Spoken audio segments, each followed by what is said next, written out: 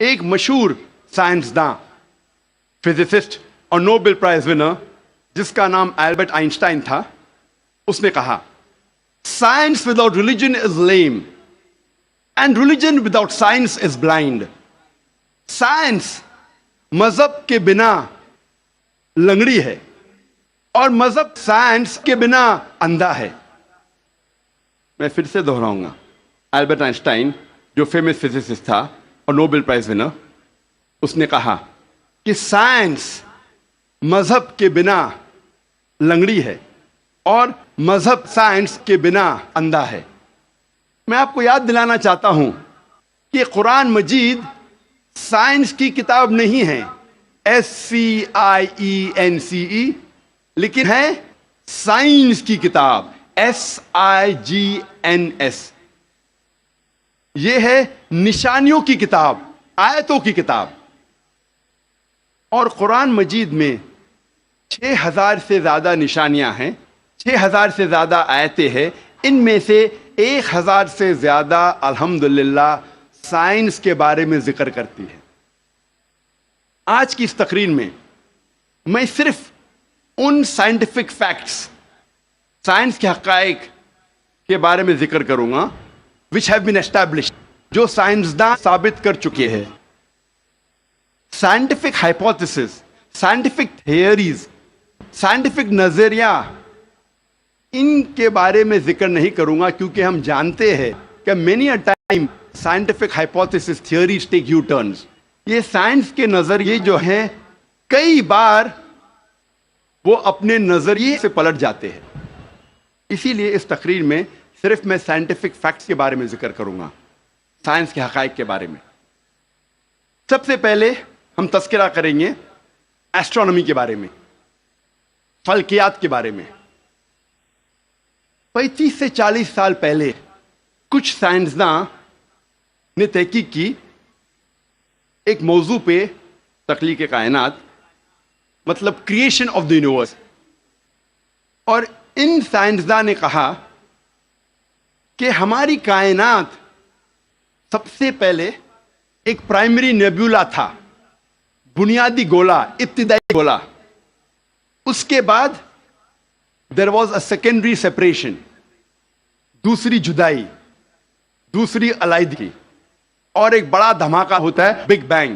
اس کے بعد وجود میں آیا گیلیکسیز، کہکشائیں، ستارے، سیارے، چاند، سورج اور یہ زمین جس میں ہم رہتے ہیں. اسے سائنسداں نے کہا بگ بینگ، بڑا دھماکہ. یہ جو سائنسداں نے تقریباً 40 سال پہلے ڈھونڈا کس طریقے سے کائنات وجود میں آئیں، تخلیق کائنات، قرآن مجید میں اس کا ذکر 1400 سال پہلے ہے.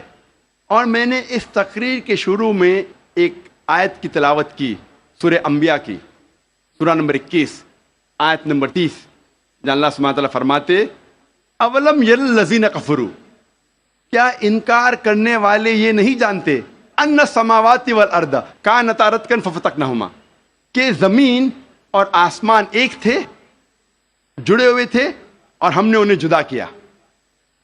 یہ جو تخلیق کائنات، creation of the universe, big bang, بڑا دھماکہ، جو سائنسداں کو 40 سال پہلے پتا چلا، قرآن مجید میں اس کا ذکر ہے 1400 سال پہلے.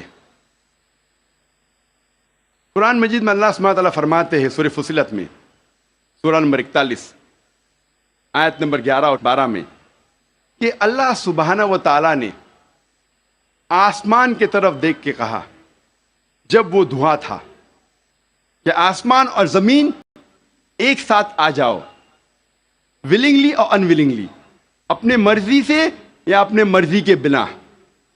اور ان نے کہا کہ ہم اپنے مرضی سے ایک ساتھ آ جاتے ہیں. قرآن مجید میں لکھا ہے کہ آسمان سب سے پہلے دھواں تھا، عربی لفظ ہے دخان. اور آج کے سائنسداں یہ کہتے ہیں کہ کائنات بننے کے پہلے یہ آسمان دھواں تھا. انگلش میں کہتے ہیں گیس. لیکن عربی میں دخان کے معنی ہے اسموک. کچھ مفسرین نے ترجمہ کیا مسٹ، دھند. جو میرے حساب سے صحیح ترجمہ نہیں، کیونکہ دھند ہوتا ہے ٹھنڈا اور دھواں ہوتا ہے گرم. دھماکے کے بعد ہم اکثر دیکھتے ہیں گرم دھواں، دھند نہیں دیکھتے. تو قرآن مجید میں لکھا ہے کہ آسمان تھا دھواں، اور آج سائنس یہ کہتی ہے کہ اسموک گیس سے اور بہترین لفظ ہے. جو قرآن مجید میں دخان لکھا ہے وہ گیس سے اور بہترین ہے، اور scientifically smoke is a better word than gas. آپ سوچ سکتے قرآن مجید میں اس کا ذکر ہے 1400 سال پہلے. انسان پہلے سمجھتے تھے کہ زمین سپاٹ ہے، چپٹی ہے. سب سے پہلی بار اگر کوئی انسان نے یہ ثابت کیا کہ دنیا بیضوی ہے، وہ ایسا Francis Drake sun 1577 1577 when he sailed around the earth. جب سمندر پہ سفر کیے دنیا کے گول، تو فرانسس ڈریک نے ثابت کیا کہ دنیا بیضوی ہے. قرآن مجید میں اس کا ذکر ہے 1400 سال پہلے. قرآن میں اللہ تعالیٰ فرماتے ہیں سورہ لقمان میں سورہ نمبر 31 آیت نمبر 29 میں، الم ترى ان اللہ یلیج اللیل فی النہار ویلیج النہار فی اللیل. اللہ سبحانہ و تعالیٰ نے رات کو دھیرے دھیرے آہستہ آہستہ دن میں تبدیل کیا، اور دن کو دھیرے دھیرے آہستہ آہستہ رات میں تبدیل کیا. یہ دن کا رات اور رات کا دن آہستہ آہستہ دھیرے دھیرے تبدیل ہونا یہ ثبوت دیتا ہے کہ دنیا بیضوی ہے. اگر دنیا چپٹی اور سپاٹ ہوتی تو دن فوراً رات میں تبدیل ہوتا اور رات فوراً دن میں تبدیل ہوتی. اللہ تعالیٰ فرماتے سورہ الزمر میں سورہ نمبر 39 آیت نمبر 5 میں کہ اللہ سبحانہ و تعالی رات کو دن پہ لپیٹتا ہے اور دن کو رات پہ لپیٹتا ہے. قرآن میں عربی لفظ ہے قوارہ، جس کے معنی لپیٹنا. جس طریقے سے ایک انسان پھیٹا سر پہ لپیٹتا ہے، a person coils the turban on the head، اسی طریقے سے اللہ تعالیٰ فرماتے ہیں کہ رات دن پہ لپیٹی جاتی ہے اور دن رات پہ لپیٹا جاتا ہے. یہ دن کا رات اور رات کا دن پہ لپیٹنا اسی وقت پاسبل ہے جب دنیا بیضوی ہے. اگر دنیا چپٹی اور سپاٹ ہوتی تو یہ ممکن نہ ہوتا. پہلے انسان یہ سوچتے تھے یہ چاندنی جو ہے، چاند کی روشنی، یہ اس کی خود کی روشنی ہے. چند صدی پہلے ہمیں پتا چلا کہ چاند کی روشنی، چاندنی اس کی خود کی روشنی نہیں ہے، یہ سورج کی لی ہوئی روشنی ہے، سورج کی منعکس شدہ ریفلیکٹڈ لائٹ ہے، بوروڈ لائٹ ہے. قرآن مجید میں اللہ سبحانہ تعالیٰ فرماتے ہیں سورہ فرقان میں سورہ نمبر 25 آیت نمبر 61 میں، اللہ سبحانہ و تعالیٰ نے آسمان میں برج رکھے، تاروں کے جھنڈ، اور اس میں رکھا سورج جس کے پاس خود کی روشنی ہے، سلگتا ہوا چراغ، اور رکھا چاند جس کی لی ہوئی روشنی ہے. قرآن میں سورج عربی میں کہا گیا ہے شمس، اور اس کی روشنی کو کہا گیا ہے سراج، وہاج اور دیا، جس کے معنی ہے سلگتا ہوا چراغ یا مشال یا دیا. تینوں کے معنی ہیں کہ سورج کی روشنی خود کی ہے. اور چاند کو کہا گیا ہے قرآن مجید میں قمر، اور چاندنی کو کہا گیا ہے منیر یا نور. منیر مینز بوروڈ لائٹ، لی ہوئی روشنی، یا نور میننگ ریفلیکٹڈ لائٹ، منعکس شدہ روشنی، ریفلیکٹڈ لائٹ. آپ سوچ سکتے قرآن مجید 1400 سال پہلے کہتا ہے کہ یہ چاندنی خود کی روشنی نہیں ہے، چاند کی لی ہوئی روشنی ہے. اور اس کا ذکر سورہ فرقان سورہ نمبر 25 آیت نمبر 61 کے علاوہ سورہ یونس میں سورہ نمبر 10 آیت نمبر 5 میں، اور سورہ نوح میں سورہ نمبر 71 71 آیت نمبر 15 اور 16 میں. پہلے سائنسداں یہ سمجھتے تھے کہ زمین کائنات کا مرکز ہے اور باقی سیارے چاند اور سورج زمین کے گول گھوم رہے ہیں، چکر لگا رہے ہیں. اسے کہتے تھے تھیوری آف جیو سینٹرزم، زمین کو مرکز سمجھنے کا نظریہ. اور یہ لوگ 2 صدی سے، ٹولمی کے وقت سے مانتے تھے. 16ویں صدی تک، جب تک کوپرنیکس نے کہا کہ زمین کے گول چاند اور سیارے نہیں چکر لگا رہے ہیں، لیکن سورج کے گول زمین، چاند اور باقی سیارے چکر لگا رہے ہیں، گھوم رہے ہیں. اسے کہتے تھے ہیلیو سینٹرک تھیوری، مطلب سورج کا مرکز ہونے کا نظریہ. اور سن 1609 میں ایک جرمن سائنٹسٹ جس کا نام تھا یوہنس کیپلر، اس نے لکھا اپنی کتاب میں ایسٹرونوما نووا کہ صرف سیارے اور چاند سورج کے گول گھوم نہیں رہے ہیں، لیکن زمین، چاند اور سیارے، پلانٹس، سورج کے گول گھومنے کے علاوہ اپنے محور پہ گردش کر رہے ہیں. They are rotating about their own axis. اور جب میں اسکول میں تھا، میں سن 1981 میں 10ویں میں تھا، جغرافی میں نے پڑھا تھا کہ زمین، چاند اور سیارے، پلانٹس، وہ چکر لگا رہے ہیں. They are revolving and rotating, اور اپنے محور پہ گردش کر رہے ہیں. لیکن سورج اپنے محور پہ گردش نہیں کر رہا ہے. لیکن میں نے جب قرآن کی ایک آیت پڑھی، سورہ انبیاء، سورہ نمبر 21، آیت نمبر 33 میں اللہ سبحانہ وتعالیٰ فرماتے ہیں هو الذی خلق اللیل والنہار، اللہ سبحانہ و تعالیٰ نے رات اور دن بنایا. والشمس والقمر، سورج اور چاند، کل فی فلک یسبحون، وہ گھوم رہے ہیں اور اپنے محور پہ گردش کر رہے ہیں. قرآن کا لفظ یہاں ہے یسبحون. قرآن یہ کہتا ہے کہ sun and the moon are revolving, چکر لگا رہے ہیں، گھوم رہے. اس کے علاوہ یسبحون، یہ عربی لفظ یسبحون آتا ہے لفظ صباح سے، اور صباح ایک عربی لفظ ہے جو چلتے ہوئے جسم کے موومنٹ کو ڈسکرائب کرتا ہے. مثال کے طور پہ اگر میں کہوں گا کہ کوئی انسان پانی میں سباہ کر رہا ہے، اس کے یہ معنی نہیں کہ وہ پانی کے اوپر فلوٹ کر رہا ہے، اس کے معنی ہے کہ وہ پانی میں تیر رہا ہے. اگر میں کہوں گا کوئی سباہ کر رہا ہے زمین پہ، اس کا مطلب نہیں کہ وہ آدمی زمین پہ رول کر رہا ہے، اس کا مطلب ہے کہ وہ انسان زمین پہ چل رہا ہے یا دوڑ رہا ہے. اسی طریقے سے جب اللہ سبحانہ تعالیٰ یہ لفظ کا استعمال کرتے ہیں کوئی فلکی جسم کے لیے، فار اے سیلیسٹل باڈی، اس کے معنی نہیں کہ وہ فلائی ہو رہا ہے یا فلوٹ ہو رہا ہے، اس کے معنی ہے it is rotating about its own axis, وہ اپنے محور پہ گردش کر رہا ہے. آج سائنس ترقی کرنے کے بعد سائنس یہ کہتی ہے کہ آپ سورج کا عکس ٹیبل کے اوپر دیکھ سکتے ایک آلے کے ذریعے، اور پتہ لگتا ہے کہ سورج میں بلیک سپاٹس ہیں، اور یہ بلیک سپاٹس تقریباً 25 دن لیتے ہیں گردش کرنے کے لیے. اس سے یہ ثابت ہوتا ہے کہ سورج تقریباً 25 دن لیتا ہے ایک گردش کرنے کے لیے.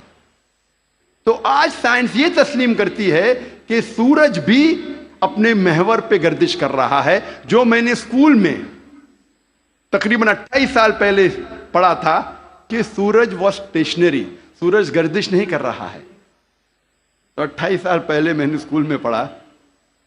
آج سائنس اسے تسلیم کرتی ہے، اور قرآن مجید میں اس کا ذکر ہے 1400 سال پہلے. اور آج اکثر اسکول کے سائنس کی کتاب میں اس کو انکارپوریٹ کیا جا چکا ہے. یہ نئی چیز داخل ہو چکی ہے سائنس کی کتابوں میں کہ سورج اپنے محور پہ گردش کر رہا ہے. اللہ تعالیٰ فرماتے سورہ یاسین میں، سورہ نمبر 36 آیت نمبر 40 میں، کہ سورج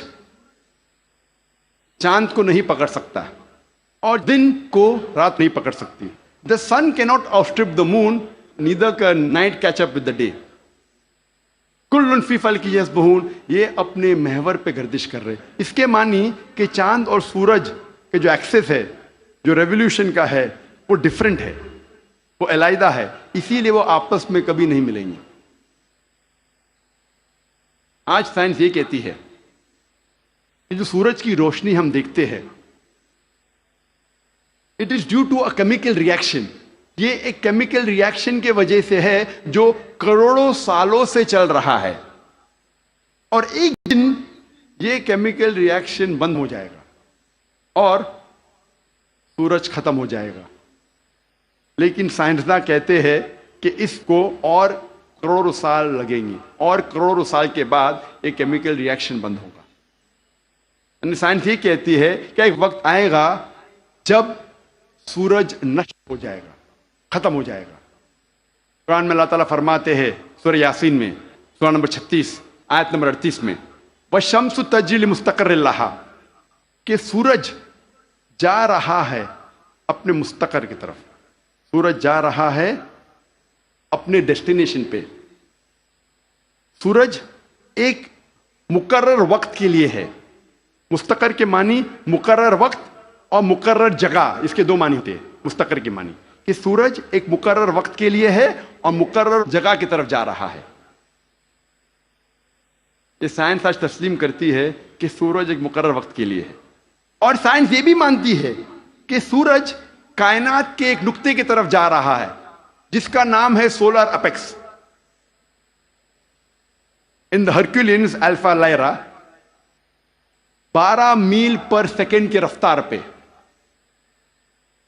قرآن میں لکھا ہے مستقر، مقرر جگہ کی طرف۔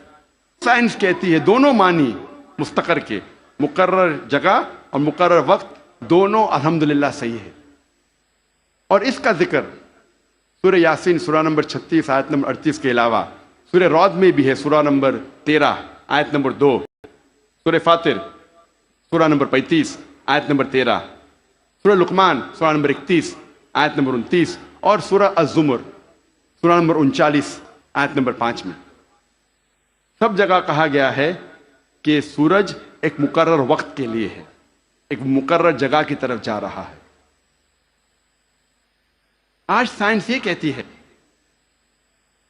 جو آسمان ہمارے زمین کے اوپر ہے، جسے ہم کہتے ہیں ایٹماسفیئر، وہ ایک محفوظ چھت کی طرح ہے، اور سائنسداں یہ کہتے ہیں کہ خطرناک rays like ultra violet rays, X rays, یہ چھت، یہ ایٹماسفیئر ان خطرناک ریز کو زمین پہ آنے سے روکتا ہے، ورنہ زمین پہ جاندار چیز مٹ جائیں گی۔ قرآن میں اس کا ذکر ہے سورہ انبیاء میں سورہ نمبر 21 آیت نمبر 32 میں، کہ اللہ سبحانہ و تعالیٰ نے آسمان کو ایک محفوظ چھت بنایا، اور پروٹیکٹڈ سیلنگ، اور کینوپی ویل گارڈڈ۔ آپ سوچ سکتے ہیں قرآن میں اس کا ذکر 1400 سال پہلے ہے، جو سائنسدان نے حال ہی میں 50 سال پہلے، 100 سال پہلے، 150 سال پہلے کہا کہ یہ ایٹماسفیئر از اے پروٹیکٹڈ سیلنگ۔ جب میں اسکول میں تھا تقریباً 28 سال پہلے، میں نے سائنس میں سیکھا تھا there are 3 types of matter, solid, liquid and gas. 3 قسم کے مادہ تھے، سالڈ، لکوڈ اینڈ گیس۔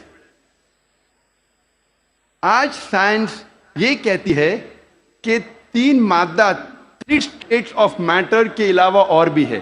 ہم پہلے یہ سمجھتے تھے کہ آرگنائز ایسٹرونومیکل سسٹمز کے باہر، آرگنائز فلکیات کے باہر خلا تھا، ویکیوم تھا۔ آج سائنس کہتی ہے کیا انٹرسٹیلر اسپیس، سیارے کے بیچ مادے کے پل ہے، برجز آف میٹر ہے، جسے آج ہم کہتے ہیں پلازما، جسے سائنسداں کہتے ہیں 4th اسٹیٹ آف میٹر، 4تھی قسم مادے کی آج سائنسداں کہتے ہیں پلازما ہے۔ قرآن میں اس کا ذکر 1400 سال پہلے ہے، سورہ فرقان میں سورہ نمبر 25 آیت نمبر 59 میں، 59 میں، کہ اللہ سبحانہ و تعالیٰ نے زمین اور آسمان کو بنایا اور اس کے بیچ میں ساری چیزیں بنائیں۔ مطلب زمین اور آسمان کے بیچ میں ویکیوم نہیں ہے۔ آج سائنس اسے کہتی ہے مادے کے پل، برجز آف میٹر، کہتی ہے پلازما ہے، 4th اسٹیٹ آف میٹر۔ اور اس کا ذکر سورہ فرقان سورہ نمبر 25 آیت نمبر 59 کے علاوہ سورہ ہجر میں سورہ نمبر 15 آیت نمبر 85 میں، سورہ سجدہ سورہ نمبر 32 آیت نمبر 4 میں، سورہ صفات سورہ نمبر 37 آیت نمبر 5، اور سورہ احقاف سورہ نمبر 46 46 آیت نمبر 3 میں کئی جگہ لکھا ہے کہ اللہ سبحانہ و تعالیٰ نے زمین اور آسمان بنائے اور اس کے بیچ میں ساری چیزیں. Talking about the fourth state of matter plasma. ایک مشہور سائنٹسٹ جس کا نام ایڈوین ہبل ہے، اس نے کہا تھا کہ کائنات پھیل رہی ہے، دا یونیورس از ایکسپینڈنگ. اور قرآن میں اللہ تعالیٰ فرماتے ہیں سورہ ذاریات میں سورہ نمبر 51 آیت نمبر 47 آیت نمبر 47 میں کہ ہم نے یہ کائنات بنائی پھیلتی ہوئی. عربی لفظ مؤسیونا، پھیلنا. اور آج سائنس اس کو تسلیم کرتی ہے کہ ہماری کائنات پھیل رہی ہے. Our universe is expanding.